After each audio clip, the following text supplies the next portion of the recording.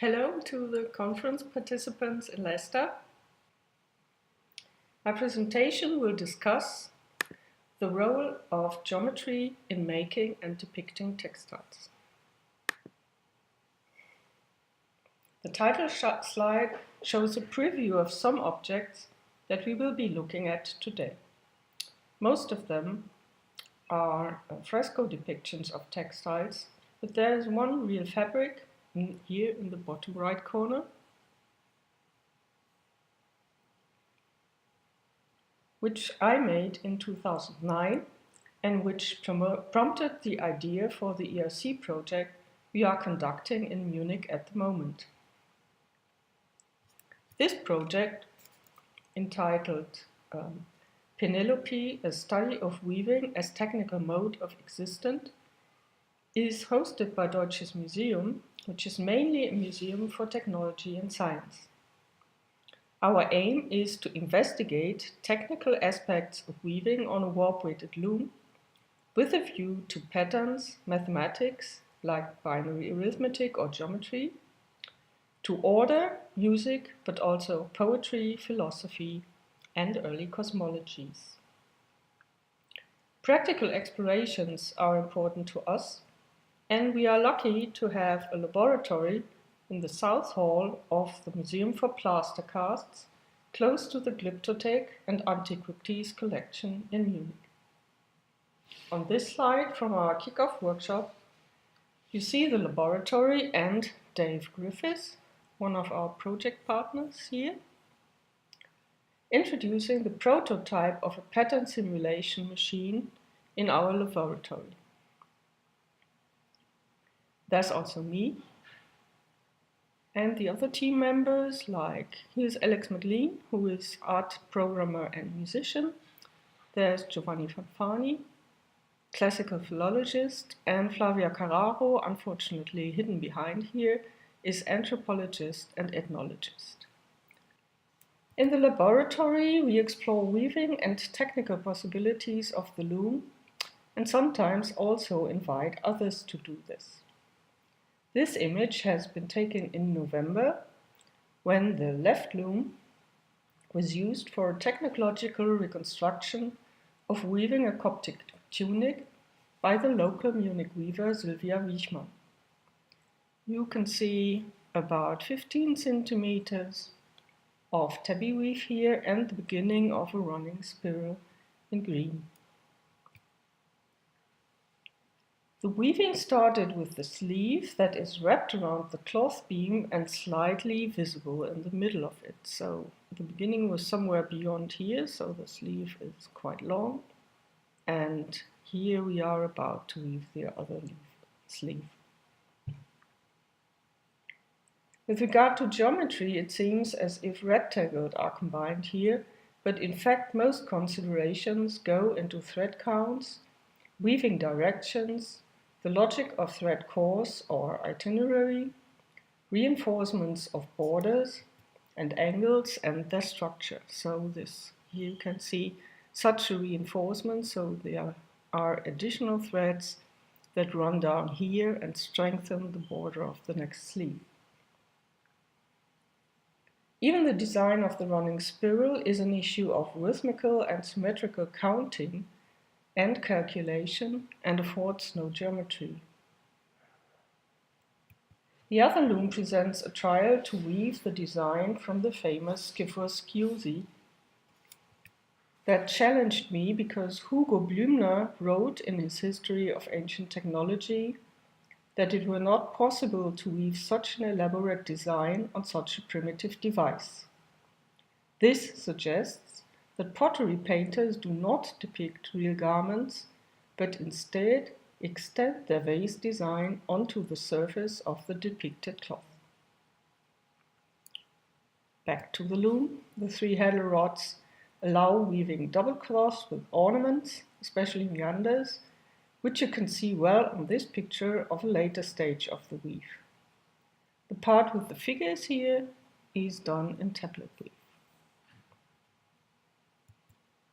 One of the great possibilities of the warp-weighted loom is that you can turn the weave around and use former wefts as warp, as it is done with starting borders. In this case, we have even two starting borders, a small one for starting the figured band here, and the figured band itself, where you see the weft, which will later be the warp for the loom, coming out here. Although three different techniques were used for weaving, namely usual, let's say, twill tablet weave for the small border, double-faced tablet weave for the figured frieze, and double cloth for the rest, the fabric is very homogeneous and even revertible and shows an inverted design on the reverse side. And by the way, also the Coptic tunic looks almost identical on both sides, but without a change in color. Without discussing the case of bilingual vases in detail today, this slide should indicate that pottery painters try to achieve this recto-verso textile effect in their specific craft. This is, however, not concerning geometry, but a certain order that comes naturally with some textile patterning techniques. Back to the laboratory slide. You might have noticed the plaster cast of the Paris sculpture from the Afaya temple in the background, here dressed in a felted waistcoat with sprang sleeves and trousers. Here's a close-up of the trousers made by Dagmar Drinkler as a reaction to the reconstruction of the painting on the sculpture by Vincent Brinkmann that meanwhile became very famous, namely this one, showing even more colors on the breeches. It is not really sure if that many colors were actually used for the painting of the Paris statue. From a conversation with the local conservator, I know that the pattern is sure, but the number of colors is not. However, according to Euripides, it were these trousers that turned Helen's head. And I give you only the quote from Coleridge, which is the last one, the translation. She likes variety in husbands, the traitress. The sight of a man with embroidered breeches on his legs and a golden chain about his neck so fluttered her that she left Menelaus, her excellent little husband. I would like to point to the word poikilous in Euripides, denoting a striking, elaborate pattern that can be visible in textile, in jewelry, cheroutics, carpentry, and even in nature, poetry, or dance.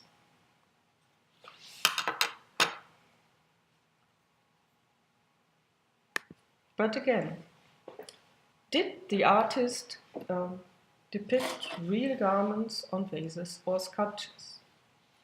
In my abstract, I mentioned the discussion that the German architect Gottfried Semper started in the end of the 19th century about the origin of geometric vase decoration and the development of style in the beginning of art.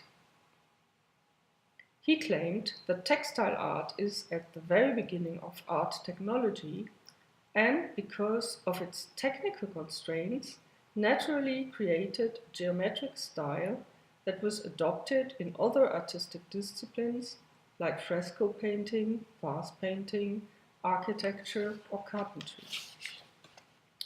The art historian Alois Riegel fiercely rejected this hypothesis and claimed that the geometric style is a foreboding of geometry as a truly universal set of rules ordering the cosmos.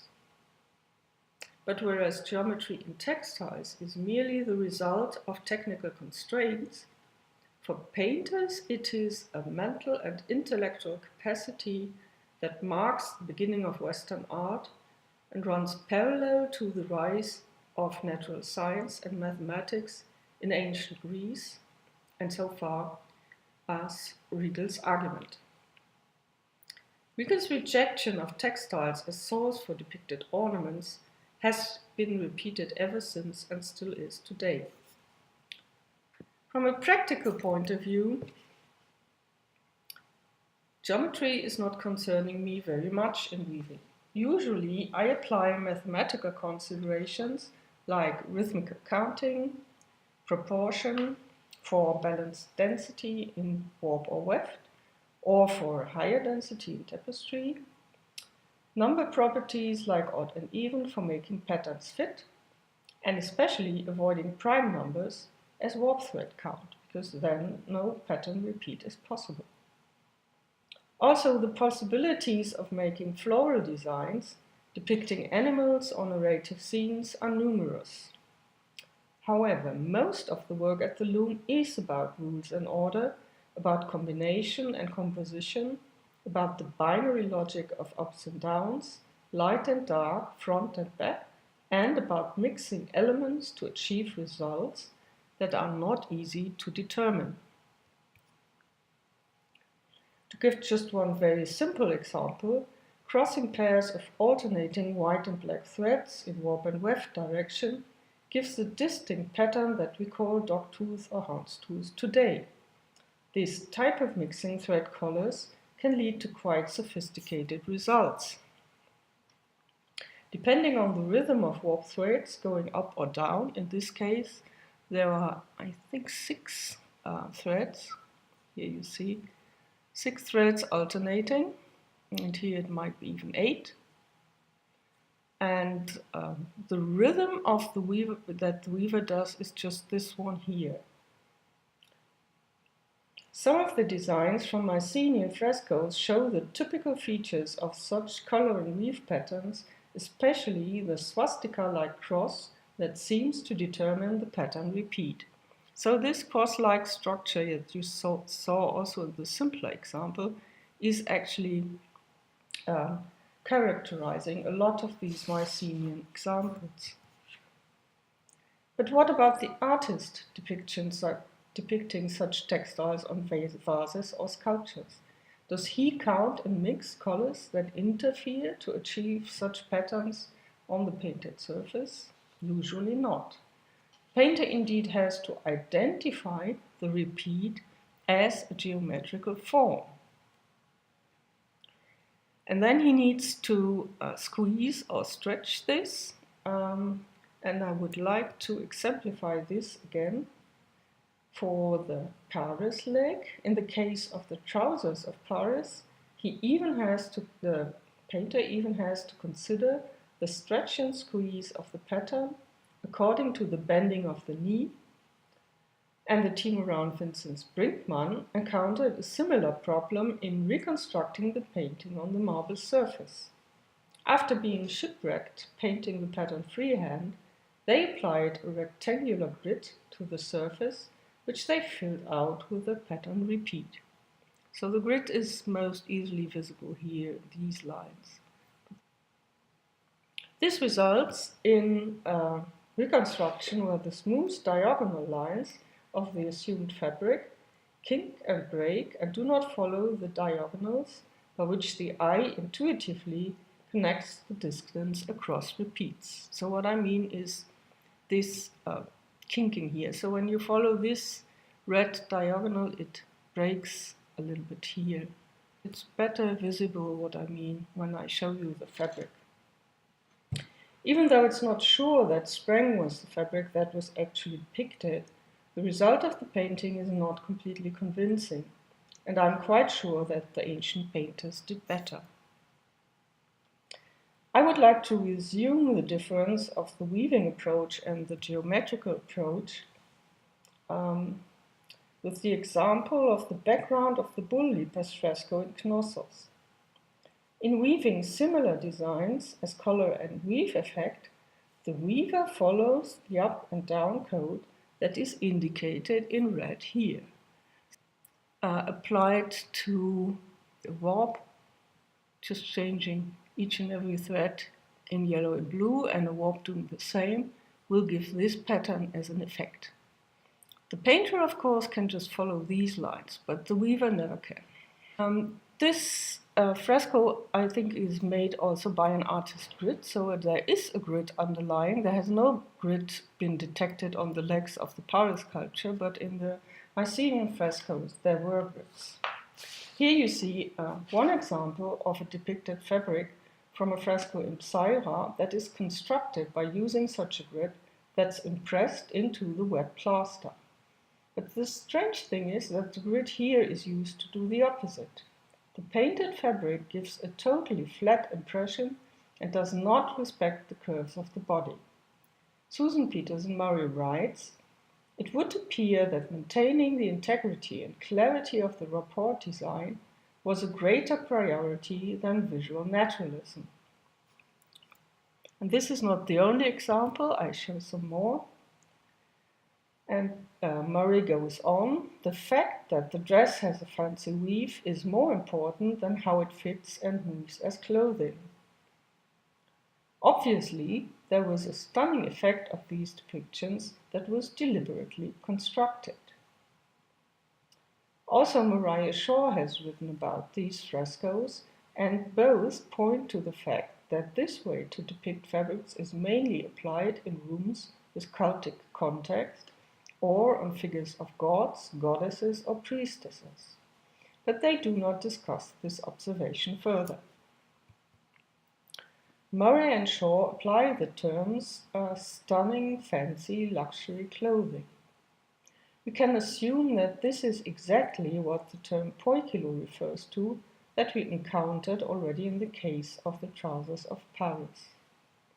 In a recent article on poikilo, Adeline Grand-Clément points to a visual trick as important for such objects, an entrapment of the eye caused by the interplay of chromatic contrast animating the pattern. The captive gaze tries to unravel the mathematical and geometrical rules of the design construction. The patterning principle of these depicted textiles often shows the shape of the swastika-like cross that we had a little bit earlier as an ordering principle of the pattern that consists of cross-like shapes itself. The stunning effect is something that is still in use today, and it might not be an accident that there's also a religious context here. A lot of Orthodox icons use the flat depiction of fabrics to achieve a stunning and almost stereoscopic effect, like in this case, that disturbs the usual way to look at images or objects and calls forth a specific gaze of awe and contemplation. But back to the Greek term poikilo. With reference to the philosophical use of the term, Grand-Clément states that the accomplished and masterly display of colors is linked to a cosmogonic action. And she points to a fragment of Pherecydes, where poikilo denotes the production of a weave depicting the earth by the god Zeus, which is just such a cosmogony. And you see the parts that I refer to here. And I give a translation. So the main sentence is this one. "And on the third day of the wedding, Tsars makes a great and fair cloth, and on it he decorates Gay and Organos and the halls of Organos." So poikilo is here simply translated as decorates. Where Organos seems to refer to Okeanos, the river surrounding the earth, like the meander, surrounds a cloth, and the halls of Organos probably indicating the signs of the zodiac. To sum up, there's a lot of mathematics in weaving, but arithmetic, or to be precise, a rhythmical counting of binary ups and downs, is far more involved in practice, whereas the parallels and right angles of the threads are indeed a result of technological order. However, for the design, geometry is more a tool to describe the patterns, but not to construct them. So geometry lies more on the side of the viewer than on the side of the weaver. Also, the technical character does not determine the design as much as art history suggests. There's something in the composition of textiles and textile patterns that make them a good paradigm for demonstrating the order of the cosmos. Especially the idea of a mixture without mixture, a composition where each element is perceivable, but still the visual outcome is not predictable, seems to be what the word poikilos, or also the topos of tauma idestai, a wonder to behold, to point at. Similarly, weaving in ancient times seems to combine technology, art, and the order of nature in a way that is difficult for us to understand, especially when it comes to cultic context. As a result, I propose to understand textile patterns as depiction of the order of the cosmos that is transferred into painting. For this transfer of textile patterns, geometry is indeed a very helpful and even necessary device for the painter. The cosmogonic importance of patterned textiles could well have established the ideal status of geometry and arithmetic in the philosophical and theological approach of the idea of a cosmos made of numbers and elements.